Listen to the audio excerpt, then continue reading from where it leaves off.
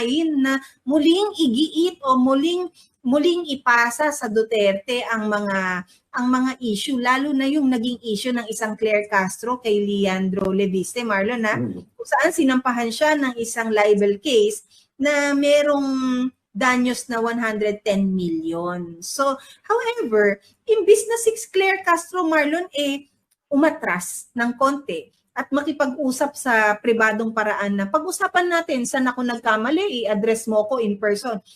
Di naman natin sinasabing tanggalin niya yung angas niya sa personal na pag-uusap na yun Pero, wag mong ipilit na iliko yung usapan at ibalik sa mga Duterte. Dahil eto Marlon, i-play lang natin ng mabilis. Labas na may di umanong kakuntsaba sa taas at hindi ito magagawa na isang tulad lamang ni Congressman Leviste kung merong hindi kasabwat, may kausap sa itaas sa panahon ni dating Pangulong Duterte. Sandali lang. Bakit ayaw umakyat ni Papakita itong kuntsabahan at sinabi niya na kalokohan ito. Kung makikita yung mga word na yon, kakuntsaba, conspiracy, fraud, kung may fraud dito at ito ay lumalabas na may sindikato ba sa loob at may kakuntsabahan, kung sila ba ay more than 5, sila ay maaaring makakasuhan ng large-scale staff. Ito na may naaayon lang. Sabi natin, iimbestigahan ba to? Pero ito maaaring maging kaso. Yung mga panloloko lalo na sa gobyerno, may mga taong naapektuhan. Publiko ang naapektuhan. So kung may mga kasabot sila at sila ay masabing 5 or more nagsabwatan, then pwede itong maisama as a large-scale staff or syndicated staff. So depende sa elemento yan, George. Well, total nababanggit na nga rin kasi sinabi nga ni Ombudsman na allegedly ginamit yung kanyang connection under the Duterte admin, like what you mentioned. Pero, of course, kapag ginamit yung connection, hindi maiiwasan na mapag-uusapan natin si Senator Loren Legarda. Will she be part of this investigation as the former Finance Committee Chair during the time of the administration ng Duterte? Depende na po ito kung paano bang mag-iimbestiga at paano sisimula ng ombudsman ang pag-iimbestiga dito. Kasi George, malaking bagay ito para malaman ng taong bayan because it concerns franchise. So kung sinasabi ni ombudsman na maaaring nagkaroon ng spin-off, okay? So pag sinabi ng spin-off, nako, baka lang may panloloko even prior to or simultaneously with the signing of the contract or after even before na mabigay yung franchise kung meron talagang ganito mga klase mga plano. So it has to be investigated. Grabe, no? Hindi nagpakababa yung ali, no? Pam, take note natin yung binanggit niya, syndicated stapa. Kontsabahan, syndicate. Ang syndicated stapa, no bill to. So ano to? Nananakot kayo? Ayun yung kontsabahan, Pam. Puntahan niyo po yung Facebook page ni Dare to Us. I-share ko lang, Pam. Basahin ko lang. Sabi niya sila yung mga meron ka ba dyan? Sila yung mga pumirma sa solar franchise ni Congressman Leandro Legarda Leviste. Kasama sa mga pumirma sa House of Representatives. Ito ba yung kakontsabahan na sinasabi nyo? Si Martin Romualdez, si Barbers, si Acop, si Chanco, si GMA at marami pang iba. Tapos nandun din ang si Sharon Garin na dati ring congresswoman. Tapos Pam, sa mga senador, hindi lang si Loren Legarda, yung kontsabahan, at lahat to bumoto ng yes. Walang no. Alam mo sino-sino?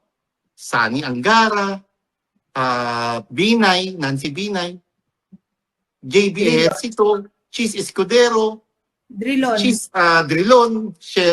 Gordon, Ontiveros, Lacson, Pacquiao, Recto, Pangilinan, Soto, Villanueva, Villar, Subiri, at Cynthia, Cynthia Villar, di ba? So, ito ba yung kontsabahan?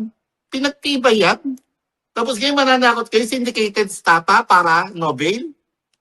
Come on. Baka nahihinaan pa siya sa 110 na danyos, Marlon. Humirit pa. Kung ako si Leandro, from civil, di ba civil case lang ang sinampa niya? Yes. Gagawin kong criminal case to. Lalo dinagdagan mo hindi ka umayos 'Di ba? Ang anong sabi ng bata? Hindi ko ginawa lang civil case lang dahil hindi ko naman gusto talagang masaktan si Claire Castro. It's as if saying na yung bata tinuturuan ko lang siya ng leksyon na hindi tama yung magbanggit ka ng kung ano, masira mo lang yung pangalan ng isang tao. Umulit. Hindi siya nagpaka-grounded, hindi siya naging humble sa nangyari sa kanya. Talagang nakipagbardago lang pa, no? Yes, parang hinanapan pa niya ng ikalalala ng sitwasyon niya, yung mga sinasabi niya yan. Kaya ako kay Leandro, para mabalian din mabawasan ba ng noise pollution ang Malacanang. It's Claire Castro. Yeah, Claire sa mga Castro. kababayan natin, no? Oo. Ma'am, sa mga kababayan natin, dito natin makikita yung sensibilidad ng gobyernong ito.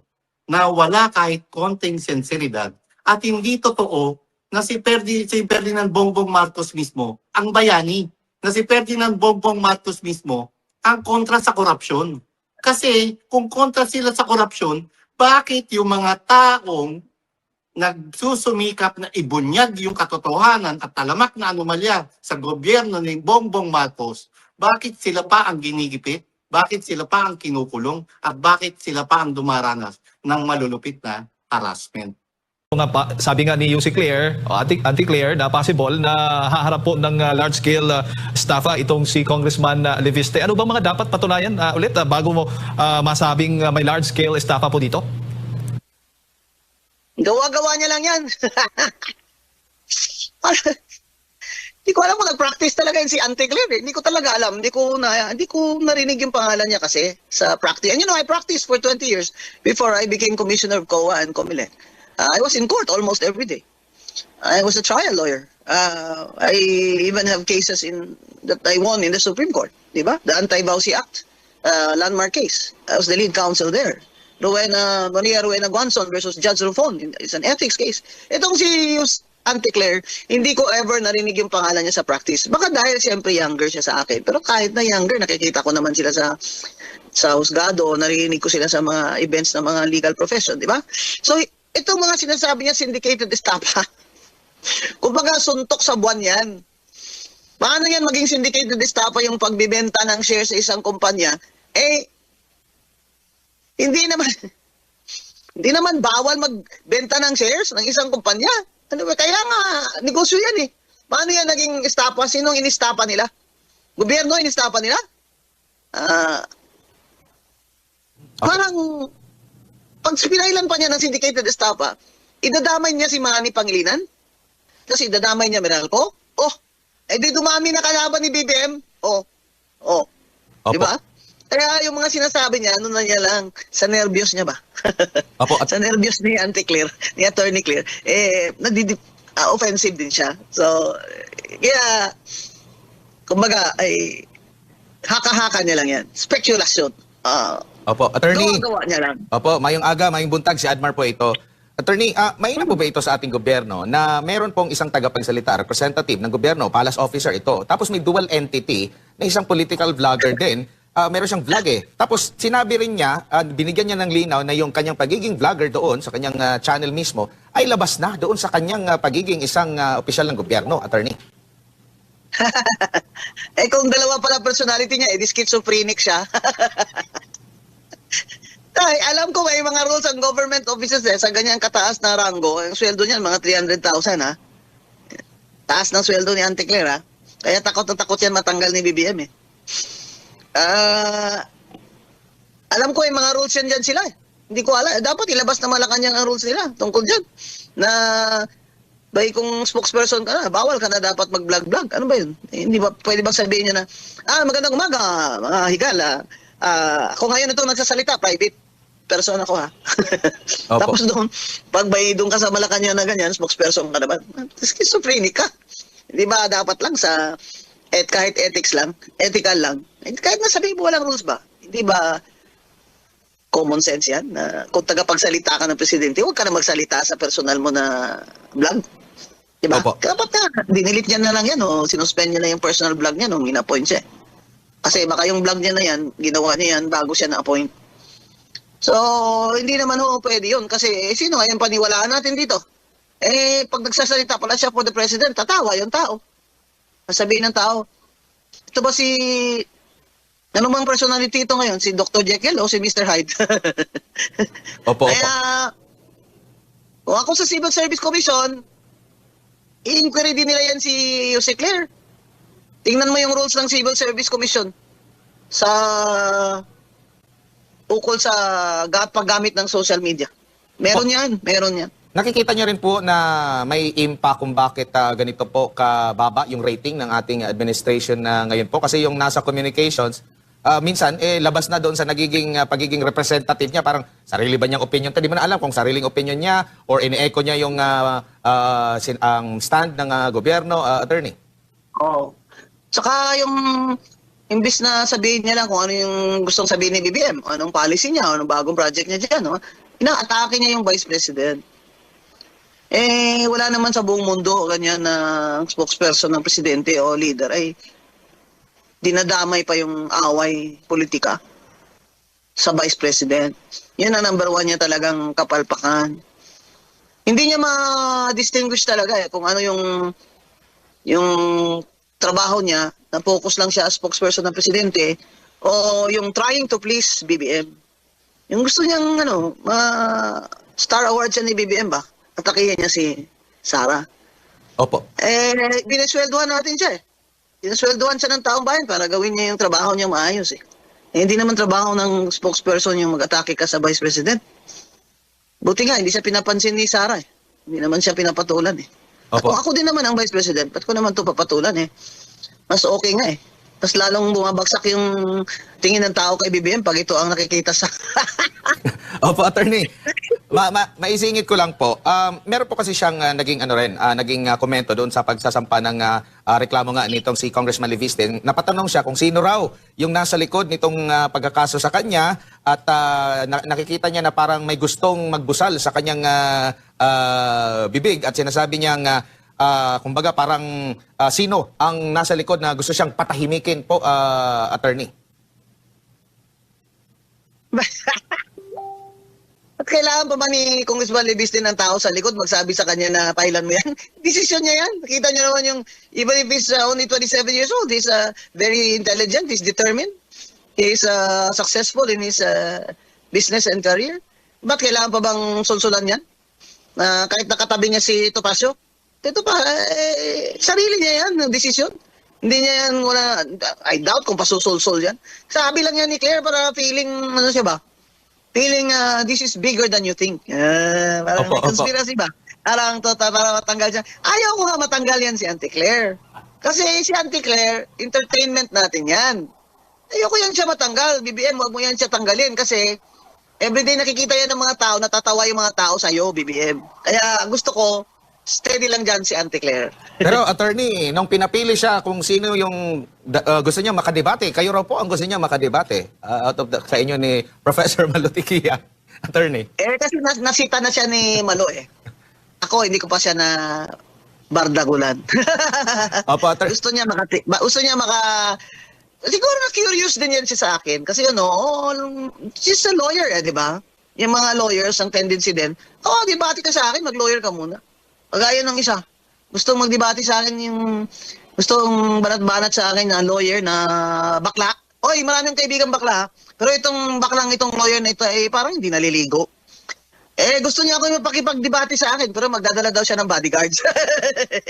Ngayon, si Attorney Claire, gusto niya ako kasi nag-curious siya Di ba? Attorney siya abogado siya So, nag-curious siya kung paano yung tagisan namin ng argumento, di ba? Pero hindi ko na papatulan yan si Attorney Claire kasi hinabla na siya ni Congressman Leviste. Opo. Marami na siyang problema ngayon. So, reserve na lang ako, Attorney Claire. I-reserve mo na lang ako. Opo, attorney, panghuling topic ko lang po kasi mag-uumpisa na po ngayong araw or babalik ngayong araw yung investigasyon po ng Senado sa Blue Ribbon po, kaugnay nga po dito sa korupsyon, manumalyang flood control project. Meron pa ba kayong inaasahan na magandang may dudulot na matutukoy na natin kung sino yung mga kurap na maaaring mapanagot po, attorney? Nasaan na? Nasaan na si Martin Luther King Romualdez? Kung talagang seryoso si Senator Ping dyan, na yung reputasyon niya as an independent, senator. Ngayon kasi, reputasyon na si Lipe, wala na eh. Ang mga tao nagsasabi si Senator Ping ay pro-BBM na eh.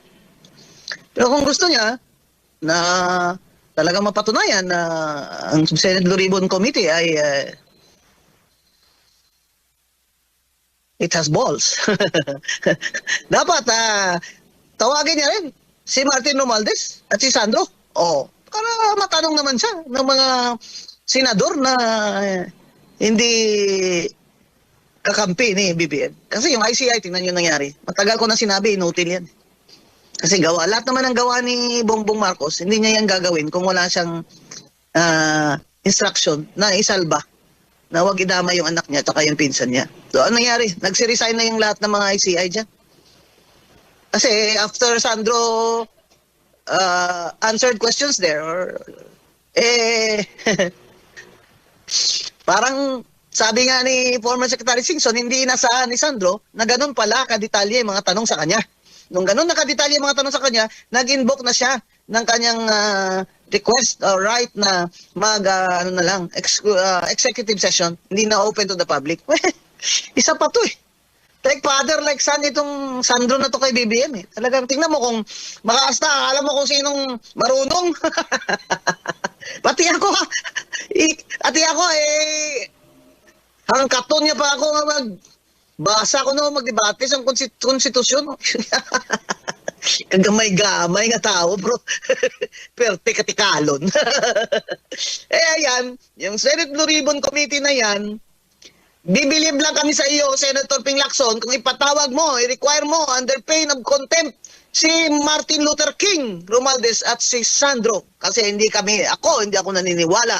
Nagawa lang yun ni Saldico na hindi utos ni Romualdez. Lahat ng gawa ni Saldico as appropriations chair, utos ni Martin Luther King Romualdez. Yan ang talagang totoong makapal. Kasi meron pa siyang mga media propaganda ngayon na pera daw ng taong bayan na hindi dapat ibulsa. So, excuse me, asawa mo si Yeda Romualdez, ginawa mong chair ng accounts ng speaker ka. Ano ba ibig sabihin nun? Kuntsaba kayo. Grabe kayo, walang hiya-hiya na kayo. At si Yeda Romualdez, pang 4th term niya na yan. 3 terms as district congresswoman, nag-4th term as Tingog party list. Kaya sa Constitution, di ba, sinabi ni Justice Carpio, Constitution does not distinguish kung party list ka o district representative, 3 terms lang. Ito namang si Comelec Chair Garcia, parang hindi naman veteranong election lawyer. Nung nangyari sa'yo, Chairman Garcia, nung nag-appear ka dyan sa division ko, tino mo abogado. Galing-galing mo pang pag-argue. Pag na-corner na kita sa argumento, inaamin mo naman, di ba? Tapos ngayon, alam mo na may constitutional prohibition sa 4th term. Pinokle mo pa. Inalaw mo pa yung substitution ni Yeda Romualdez after a wholesale na resignation. Rowena Guanzon pala hindi pwedeng mag-substitute dahil nag-resign yung mga nominees. Pero si Yeda Romualdez pwede pala. That's already a Supreme Court decision ng P3PWD party list na decision. That should have been already the established guideline na walang wholesale na resignation ng nominees bilang pagpalit ng mga nominee. Pero inayagan ni Chair Garcia. Tapos pinuklim pa kahit fourth term na niya. Ito talaga kung may winner talaga, may beauty queen sa kakapalan, ito si Yeda Romualdez.